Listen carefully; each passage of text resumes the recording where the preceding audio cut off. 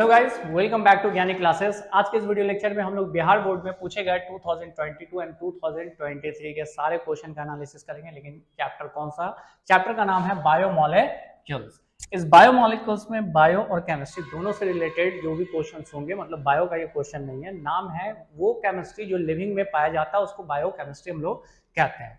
तो बायोकेमिस्ट्री में एक अच्छी बात यह है कि ऑब्जेक्टिव क्वेश्चन काफी ढेर सारे मिलते हैं और आपको थोड़ा सा मेमोराइज होना पड़ेगा, इसका क्वेश्चन आराम से सॉल्व कर लेंगे। चलते हैं गाइज वन बाय वन करके। सबसे पहले मैं आपके सामने अभी तो एक स्लाइड का क्वेश्चन आ रहे हैं, एक और स्लाइड का क्वेश्चन है। पहले आप वीडियो को पॉज करोगे और आंसर बनाना स्टार्ट करोगे। Your time start now. Tick tick tick tick tick. Video को पॉज से हटाओ गाइज। अब मैं दूसरा स्लाइड लाने जा रहा हूँ। ये है दूसरा स्लाइड जिसका क्वेश्चन आप थोड़ी देर के लिए रोकोगे एंड बना लोगे। Your time start now. Tick tick tick tick tick and tick tick tick tick tick. मतलब टाइम खत्म। अब मैं आंसर बताने जा रहा हूँ क्योंकि आपको वीडियो को पॉज करना था और क्या करना था, आंसर बनाना था। भले गलत सही हम लोग अब वन बाय वन करके मिलाते हैं। जैसे पहला क्वेश्चन कह रहा है, और पहला क्वेश्चन तो 100% आपका सही होगा क्योंकि आपको पता है कि एंजाइम्स किस नेचर का होता है, प्रोटीन नेचर का होता है। तो सिंपल हम कह सकते हैं all enzymes are proteins in nature. मेरे बॉडी में जितने भी एंजाइम्स हैं सारे के सारे एंजाइम्स प्रोटीन नेचर के होते हैं, लेकिन सारा प्रोटीन एंजाइम्स नहीं हो सकता। क्लियर? चलो आगे बात करते हैं। Which of the following carbohydrate is most abundant in nature. मतलब हमारे आसपास सबसे ज्यादा पाया जाने वाला कार्बोहाइड्रेट कौन सा होता है? तो जवाब है सेलुलोज। सेलुलोज इसलिए क्योंकि मैं आपको बता देता हूं, जो अभी ग्रीन प्लांट आपको नजर आ रहा होगा बड़ा सा, जो लकड़ी में चेंज हो जाएगा वुड में, और जब ये वुडन फॉर्म में चेंज होगा तो उसका हम लोग यूज करते हैं, खिड़की दरवाजा इन सारी चीजों को बनाते हैं। ठीक है, अभी मैं यहाँ खड़ा हूँ, यहाँ भी बहुत सारी चीजें जो लकड़ी की बनी हुई है। लकड़ी मतलब सेलुलोज, और सेलुलोज एक कॉम्प्लेक्स कार्बोहाइड्रेट है। और भी बहुत सारी चीजें होती हैं जो सेलुलोज की बनी होती है, जैसे कपड़ा, कॉटन का जो कपड़ा होता है वो भी सेलुलोज का बना होता है। तो सेलुलोज इस नेचर में सबसे ज्यादा पाया जाने वाला कॉम्प्लेक्स कंपाउंड खासकर कार्बोहाइड्रेट होता है। तो राइट आंसर सेलुलोज। याद रखने वाली चीज है, थोड़ी थोड़ी चीजें आप याद रखोगे, इसका क्वेश्चन बिल्कुल आराम से सॉल्व होगा। बायोमोलिक्यूल्स के बाद आ जाते हैं बेटा next question third. Which of the following disaccharide is present in milk. मतलब हम लोग जो मिल्क मतलब पीते हैं तो उस मिल्क में भी कार्बोहाइड्रेट होता है। प्रोटीन तो होते हैं, ठीक है, प्रोटीन तो होते हैं। प्रोटीन का नाम है केसिन प्रोटीन, लेकिन इसमें कार्बोहाइड्रेट भी होता है। लेकिन इस कार्बोहाइड्रेट में माल्टोज नहीं होगा, सुक्रोज नहीं होगा, बल्कि क्या होगा, लैक्टोज। और आपको मैं याद रखने के लिए एक छोटा सा कॉन्सेप्ट बता रहा हूं। बच्चे का मिल्क का पाउडर आता है, नाम होता है लैक्टोजेन, सुना है ना? तो उसी से लैक्टो वर्ड ही रिलेटेड होता है मिल्क से, तो इसलिए यहां टर्म आ गया। कौन सा कार्बोहाइड्रेट है मिल्क में? तो lactose. Next question number third है, कहता है कि विच of the following is the chemical name of vitamin A. आपको पता है कि लोग कहते हैं कि विटामिन ए खाया करो वरना आंख की रोशनी कम हो जाएगी। जैसे गाजर वगैरह हम लोगों को कहा जाता है खाने के लिए, तो हम लोग खाते भी है कि भैया आंख का रोशनी को स्ट्रांग रखना है, vitamin A. Generally vitamin A retinol से रिलेटेड है। क्यों? क्योंकि हमारे आईज में एक सेल है, 10th क्लास में भी आपने पढ़ा होगा, रेटिनॉल करके, ठीक है, रेटिनल सेल है, और इस केमिकल का नाम पड़ गया रेटिनॉल। तो आई से रिलेटेड है, that's why it is chemical name is called retinol. आगे भी मैं बता देता हूं, जैसे एस्कॉर्बिक एसिड है, इसको विटामिन सी का केमिकल नेम, ठीक है। चलो which of the following vitamin are soluble in water. मतलब इनमें से कौन सा विटामिन है जो पानी में घुल सकता है? क्लियर? विटामिन को दो पार्ट में कैटेगराइज किया जाता है, एक वो विटामिन जो फैट में सॉल्युबल है और दूसरा वो विटामिन जो वाटर में सॉल्युबल। तो अब सिंपल बताऊं ना, क्या जवाब, कि पानी में सॉल्युबल विटामिन दो होते हैं, बी और सी। बी और सी ऐसे विटामिन है जो पानी में घुलेंगे, बाकी ए डी ई के ये वो सारा विटामिन है जो पानी में नहीं घुलेगा बल्कि फैट में घुलेगा। तो अभी हमसे सवाल पूछा कि इनमें से कौन सा है जो वाटर में सॉल्युबल हो सकता है, तो जवाब है बी एंड सी। क्लियर? चलो next question, from which of the following is insulin secreted. इनमें से कौन है जहां से इंसुलिन सिक्रेट होता है? तो आपको पता है कि हमारे पास एक ग्लैंड्स होते हैं जिसका नाम है पैनक्रियाज, और पैनक्रियाज आपका मिक्स ग्लैंड होता है, और इस मिक्स ग्लैंड में दोनों चीजें सिक्रेट होती है। क्या क्या?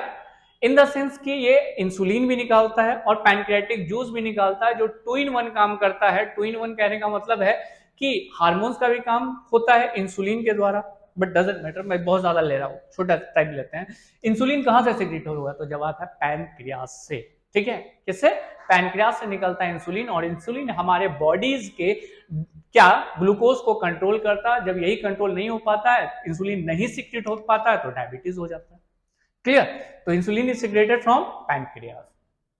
क्लियर? चलो which of the following disease is cause due to deficiency of vitamin E, vitamin E की कमी से कौन होगा, बेरी, तो जवाब है नहीं, बेरी नहीं होगा क्योंकि बेरी विटामिन B1 की कमी से होता है, स्कर्वी नहीं, ये स्कर्वी विटामिन सी की कमी से होता है, ठीक है। एंटी फर्टिलिटी इकलौता ऑप्शन बचता है, और विटामिन ई की कमी से एंटी फर्टिलिटी हो सकती है, लेकिन हमारे अंदर नहीं, ये माइस में देखा गया है कि विटामिन ई की कमी हो गई, उसके अंदर फर्टिलाइजेशन कैपेसिटी खत्म हो गई। जवाब क्या हो सकता है, anti fertility. Clear. Question number 8, what is denaturation of protein. अब सिंपल समझिए, अगर मैं प्रोटीन ले रहा हूं तो रियल में प्रोटीन 3 डायमेंशन स्ट्रक्चर होता है, और इस 3 डायमेंशन में पेप्टाइड बॉन्ड होते हैं, पेप्टाइड बॉन्ड के साथ साथ यहाँ पे बेटा हाइड्रोजन बॉन्ड भी होते हैं। तो आपको पता है कि अगर आप इसको गर्म करोगे तो हाइड्रोजन बॉन्ड टूट जाएगा। जब ये हाइड्रोजन बॉन्ड टूटेगा, ये ऐसे है तो इसका शेप चेंज हो जाएगा ऐसे। क्लियर। तो मतलब जब इसका शेप चेंज हो गया किसका, प्रोटीन का, तो जो आपका प्रोटीन का बिहेवियर है वो चेंज हो चुका। मतलब सर, मतलब सिंपल सा है कि 3 डायमेंशनल स्ट्रक्चरल प्रोटीन जो है वो अपने शेप को चेंज कर देगा, तो वो अपने फंक्शन को भी चेंज कर देगा। सिंपल सा डिफिनेशन आप याद रखिएगा, denaturation of protein is a condition, ये कंडीशन है when 3 dimensional structure of a protein is to be change due to applying physical and chemical agent to break hydrogen bond present in protein, result loss their biological properties. मतलब sir, अंडा देखे हो, हाँ sir देखे हैं, और आपके experiment में भी देखे, आप अंडे को डाल दिए थे, अंडे को निकाल लिए थे, मतलब कैसे, विद अप्लाइंग साइंस। तो खैर उस अंडे को तो देख लिए होगे, वो अंडा बॉयल करने के बाद वैसा हुआ, लेकिन अगर बॉयल नहीं करते और अंडे को डायरेक्ट हम फोड़ते तो अंदर क्या था, लिक्विड था। लेकिन जब हमने बॉयल कर दिया तो देखो अंडा थोड़ा हार्ड हो गया। क्यों हार्ड हो गया, क्योंकि हाइड्रोजन बॉन्ड वहां ब्रेक कर गए थे और वहां पे कोगुलेशन हो चुका था प्रोटीन का। सर ये बात तो समझ में आ गई, अंडे का फंडा क्या बता रहे हैं, बता ये रहा हूं कि जब मैं उस अंडे को बॉयल करने से पहले अगर मुर्गी को दे देता, आफ्टर 40 डेज अप्रॉक्स, वो मुर्गी जब उठती तो उसमें से एक चूजा निकलता, कुट कुट कुट कुट, ऐसे करके मुर्गी का बच्चा बोलना स्टार्ट करता जब वो मुर्गा बन जाता तब। लेकिन बात यह है कि अगर मैंने उसको बॉयल कर दिया, मतलब उसके नेचर से मैंने हटा दिया, डीनेचुरेशन, उसका नेचर को खत्म कर दिया। क्या खत्म कर दिया, कि अगर मैंने बॉयल कर दिया तो बॉयल करने के बाद फिर से वापस मुर्गी को देंगे कि भैया लो इसको रखो और इसके बच्चा मनवाओ, मतलब मुर्गी का बच्चा चिकन डेवलप्ड हो सकता है, तो जवाब है नहीं। अगर आपने उसमें कोई फिजिकल और केमिकल चेंज किया प्रोटीन में, तो वो अपने नेचुरल बिहेव को खो देगा, और इसी को कहते हैं डीनेचुरेशन ऑफ प्रोटीन। क्यों खो देगा, क्योंकि वो 3 डायमेंशन स्ट्रक्चर होता है जिसमें हाइड्रोजन बॉन्ड होते हैं, और गर्म या कोई केमिकल एजेंट अप्लाई कर रहे हैं जिससे हाइड्रोजन बॉन्ड टूट जा रहा, वो अपने शेप से चेंज हो जा रहा। बाय द वे, अगर इस दोनों के बीच में बॉन्ड है, ये एक शेप दे रहा, लेकिन अगर मैंने इस बॉन्ड को तोड़ दिया तो ये ऐसे घूम जाएगा, ऐसे घूम जाएगा, मतलब अपने प्रॉपर शेप को चेंज कर देगा। जब शेप चेंज हो गया तो प्रोटीन अपने बिहेवियर से भी अलग हो गया। क्लियर है, चलो इसका स्क्रीनशॉट ले लेते हैं। और मैं आपको बता दूं कि लास्ट क्वेश्चन था 8 था, 7 ऑब्जेक्टिव क्वेश्चन, 7 मार्क्स और 2 9 मार्क्स का क्वेश्चन पूछा जा रहा है। ये एक वेटेज चैप्टर को माना जाएगा, किसमें, आपका ऑर्गेनिक केमिस्ट्री में। चलो 2022 का भी क्वेश्चन देख लेते हैं। वैसे ये मेरा ही फोटो है, किसी और का नहीं है, लेकिन हाँ 2022 का क्वेश्चन हम लोग सॉल्व कर रहे हैं। चैप्टर का नाम क्या है, बायोमोलेक्यूल्स। तो क्वेश्चन आपके सामने स्क्रीन पे आने वाला, आपको क्या करना है, वीडियो को पॉज करना है और आंसर बनाना स्टार्ट करना। सर फिर से, बिल्कुल फिर से ट्राई करो, देखो बहुत सारे क्वेश्चन आपको रिपीटेड मिलेगा। टिक tick tick tick tick and tick tick tick tick टिक। एक क्वेश्चन है जो सब्जेक्टिव है, 7 नंबर वाला क्वेश्चन, बाकी 6 जो था वो ऑब्जेक्टिव था जिसमें टिक टिक किए थे, इसमें टिक टिक नहीं करेंगे, उतना टाइम नहीं है। पहला क्वेश्चन हम आपको सॉल्व करा रहे हैं। पहला क्वेश्चन कहता है which of the following enzymes is used in hydrolysis of starch. इनमें से कौन सा एंजाइम्स यूज कर सकते हैं हम लोग हाइड्रोलिसिस करने के लिए स्टार्च को। तो मेरे हिसाब से इनमें से कोई नहीं है। None of this. माल्टोज नहीं, ये तो एंजाइम्स है ही नहीं बाबा। एंजाइम्स होने के लिए एज होना चाहिए, आप एंजाइम्स हो ही नहीं। इन्वर्टेज किसी चीज को मतलब चेंज करने के लिए होता है, एक फॉर्म से दूसरे फॉर्म में। जाइमेज नहीं, नन ऑफ दिस। क्यों, क्योंकि the right answer is amylase. आपने सुना होगा 10th वगैरह में, लाइफ प्रोसेस आपने पढ़ा होगा, तो उस वक्त आपको बताया गया होगा कि हमारे स्लाइवा में एक एंजाइम्स पाया जाता है, सलेवरी एमाइलेज, जो स्टार्च को डाइजेस्ट करता है जब हम रोटी वगैरह खाते हैं ना तब।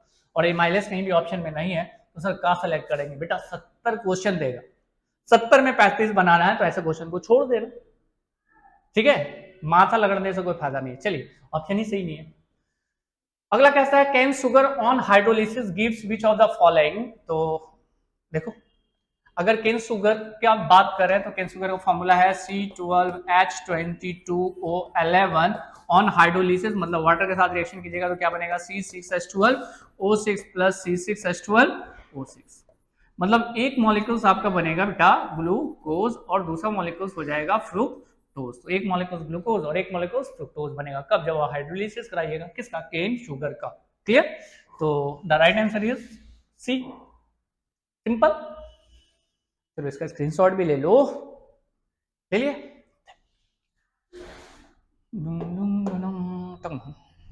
नेक्स्ट क्वेश्चन थर्ड है, एंजाइम्स आर, हम नहीं बताएंगे, आपको पता है कि एंजाइम्स किस नेचर का होता है, तो सर हमको पता तो था, तो चलो सही है, प्रोटीन नेचर का होता है। अगला क्वेश्चन कहता है विटामिन सी, अभी थोड़ी देर पहले मैंने आपको बताया भी था इसी वीडियोस में 2023 वाले क्वेश्चन में, तो सर बताया था, फिर से नहीं बताइएगा, बता देते हैं, कोई दिक्कत नहीं है। आपको मैंने बताया था कि विटामिन सी को हम लोग दूसरे नाम से बुलाते हैं एस्कॉर्बिक एसिड। कौन सा एसिड, एस्कॉर्बिक एसिड। और एक बात याद ये भी रखना है कि विटामिन सी की कमी से एक डिजीज होता है जिसका नाम है सर स्कर्वी।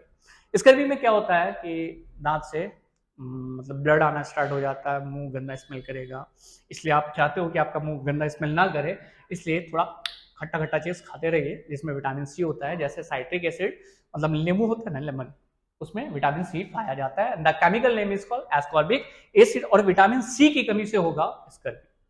क्लियर। चलो नेक्स्ट क्वेश्चन, आंसर तो हो गया ना। अगला क्वेश्चन क्या था, विच of the following contain cobalt, इनमें से कौन है जिसमें कोबाल्ट होगा, नहीं। पहला ऑप्शन है क्लोरोफिल, नहीं बेटा, क्लोरोफिल में मैग्नीशियम पाया जाता है सेंटर पे, ठीक है। हीमोग्लोबिन में आयरन पाया जाता है, सर ये हीमोग्लोबिन वाला तो पता था बेटा, इसको भी पता कर लो। क्लोरोफिल में क्या पाया जाएगा, magnesium as a core element.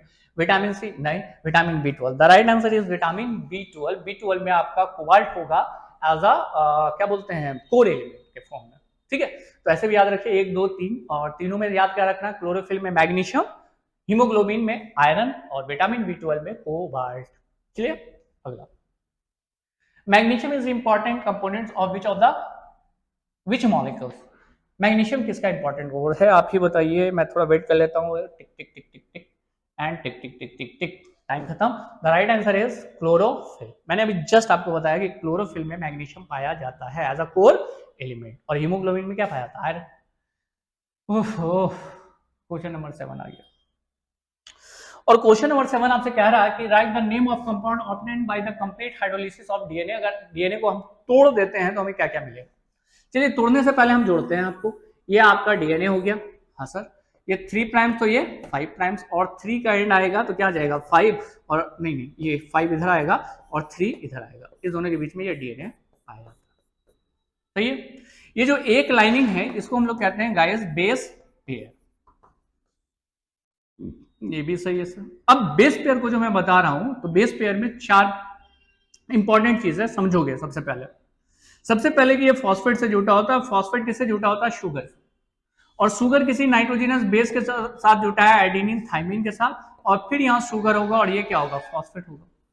Hydrolysis का मतलब इसका बॉन्ड अगर हम तोड़ते हैं तो क्या मिलेगा, अगर यहाँ का बॉन्ड तोड़ दिए तो फॉस्फेट मिलेगा, फिर यहाँ का बॉन्ड टूटा तो क्या मिलेगा, शुगर मिलेगा, और फिर यहाँ का बॉन्ड टूटा तो हमें क्या मिलेगा, नाइट्रोजनस बेस। तो हमें पहला मिलने वाला है नाइट्रोजनस बेस, फॉस्फेट और शुगर।